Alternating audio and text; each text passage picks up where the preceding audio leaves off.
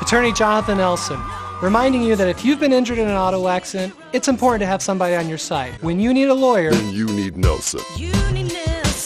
Dual passport holders and Palestinians who are seriously injured have been allowed to leave Gaza earlier today after dealing with the consequences of war for over 3 weeks. It's been reported that approximately 800,000 Palestinians have fled Gaza City. This is the first group of those now allowed to leave Gaza, other than the hostages released from Hamas and one more rescued by Israeli forces. However, those that remain are still displaced and forced to live in fear of the constant bombing and low supplies. As of reporting, it is unknown if more civilians will be allowed to leave the Gaza Strip. A strike that occurred on October 31st resulted in the death of Hamas militants, including a commander involved in the October 7th attack that ignited the war. The bombing also destroyed militant tunnels. However, the civilian casualties are currently unknown. Internet and phone services were also cut earlier today for several hours in Gaza, according to reports. The territory-wide blackout has resulted in hospitals becoming reliant on generators that could soon shut down, leaving citizens without hospital care. The civilians still within Gaza are struggling immensely due to these communication blackouts, not to mention the severe lack of supplies. According to Jessica Muzin, a spokesperson with the International Committee of the Red Cross, even the act of calling an ambulance has become impossible. According to the Palestinian Health Ministry, the Turkish-Palestinian hospital within Gaza was forced to shut down due to the lack of fuel, leaving 70 cancer patients in critical situations. The Turkish-Palestinian hospital is the only facility within Gaza that offers specialized treatments for cancer patients. More than 200 trucks carrying food and medicine entering from Egypt has been allowed into Gaza. However, according to aid workers, it is not nearly enough. Meanwhile, the death toll has skyrocketed since our last report, with the war now resulting in the death of over 8,700 Palestinians, and now more than 22,000 wounded, according to the Palestinian Health Ministry. Israel has been faced with over 1,400 deaths, mainly civilians killed during the Hamas October 7th attack. Since the beginning of the ground operations, 15 Israeli soldiers were reported to have been killed in Gaza.